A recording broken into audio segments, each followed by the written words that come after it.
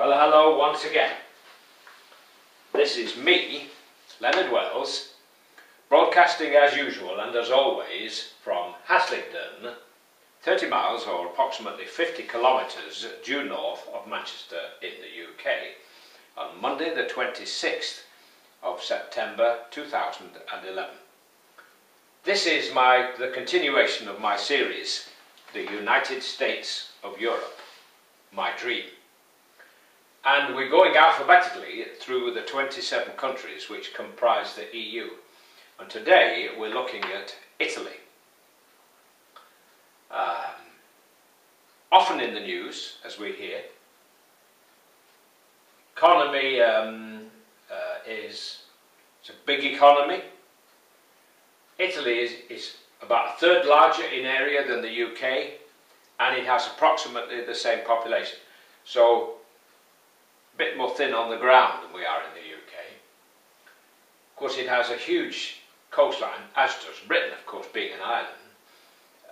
And of course, its history centres on Rome. What can one say of Rome? It occupies such a huge position in the history of Europe. I mean, for 400 years, the Romans occupied Britain, for example.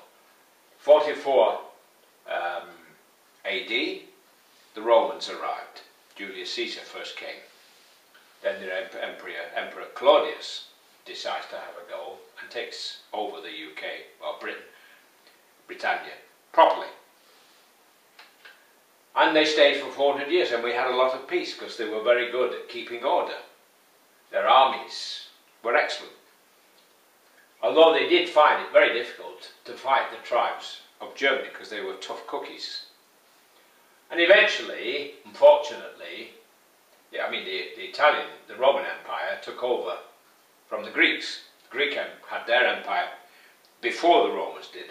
The Romans came along and took over the Greek Empire. And of course, it was a Roman method of crucifixion which killed Jesus Christ. He was killed by Roman soldiers at the instigation of the Jewish people at that time. Rome ruled the whole of most of Europe, particularly all around the Mediterranean and Britain. And the seas carried a lot of ships doing a lot of trade from one country to another. I mean, there'd be grain from Egypt coming up, and there'd be gold and copper mines and tin mines in the UK as well. We had gold mines too.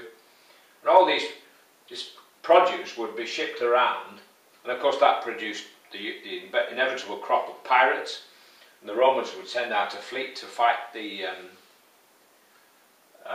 pirates. You remember the film Ben-Hur, which centred on the battle with the pirates in the Mediterranean, which brought Charlton Heston to safety in Rome, remember?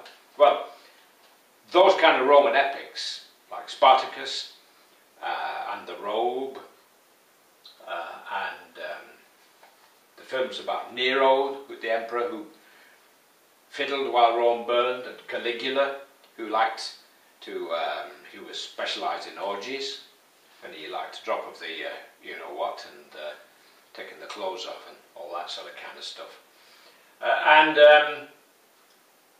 It was a very great civilization, and it went down the pan because it became corrupt, and it found it very difficult to resist all these tribes pushing in, these warlike tribes from outside pushing in, and eventually the Roman Empire collapsed completely and Rome was sacked. But it didn't die, the Roman Empire, because over in Constantinople, named after the Emperor Constantine, the Romans started another, well, not another empire, but they moved, if you like, the throne, the centre, to Constantinople. And that Byzantine Empire, as it's called, lasted until 14th century, until eventually Constantinople was sacked, and that was the end of that.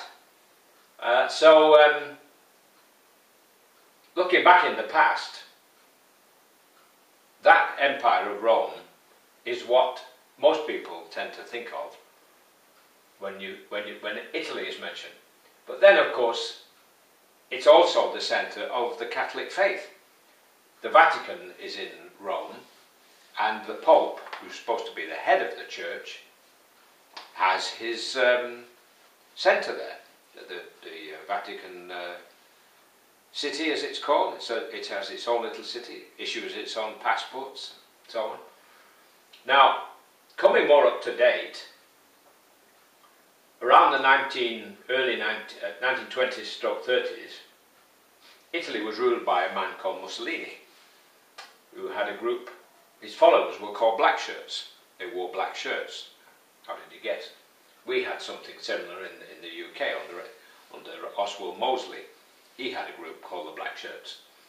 And Mussolini had great dreams of recapturing the Roman Empire, and he attacked Ethiopia, for example, in order to further that aim, to have another Roman Empire, to be a great leader.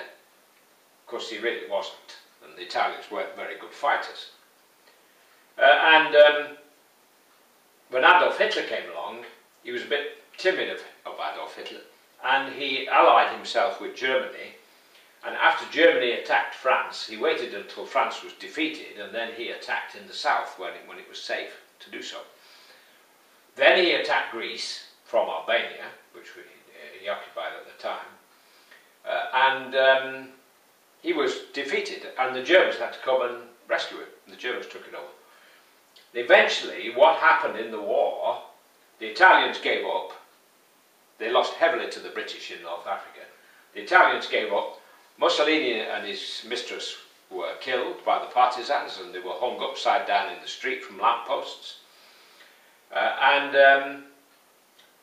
Italy signed an armistice with the Allies, and then declared war on Germany. A similar thing happened with Romania. They started off on the side of Germany and ended up declaring war on Germany. Since the war, it's been a bit of a joke, because they've had government after government after government, and the present Prime Minister, Berlusconi, seems to be a one for the ladies. Although in a funny kind of way, you know, not like some people you could mention. Since of late, Italy has been at the forefront. Well, it has since the beginning. In fact, it has been involved in every aspect of the EU. It now uses the euro, and it's in Schengen, and it has quite a strong economy. It has a very good railway system, connected by high-speed trains. You can now go, I think, all the way from Paris down into Italy by high-speed train. It's amazing. We're lagging behind in the UK. So that is Italy. I hope I've told you something you didn't already know. I could talk for hours, but you would probably all fall asleep if I did. That's Italy, in a slightly better position than Greece. And next, we're going to look at Latvia and Lithuania.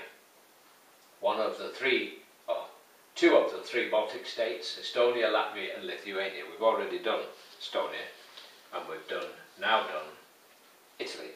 Just Rome, of course, is the capital of Italy, about 2.7 million people, and it has famous cities like Milan and Turin and Pisa, where there's this slightly leaning tower, the Leaning Tower of Pisa,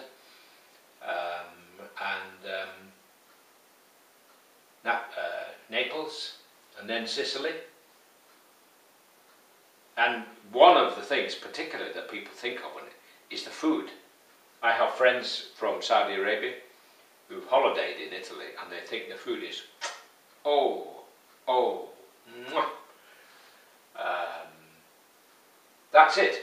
God bless. While it's still legal here in the UK to say God bless, Take care and bye for now.